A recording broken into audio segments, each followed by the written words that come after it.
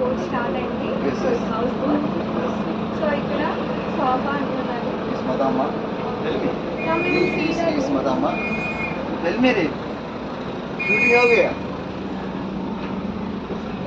So this is the room.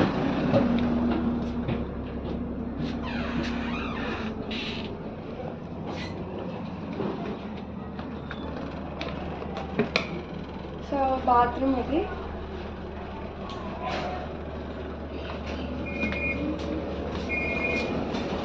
So ఇక్కడ lunch లేదా breakfast dinner చేశాక హ్యాండ్ వాష్ చేసుకోవడానికి.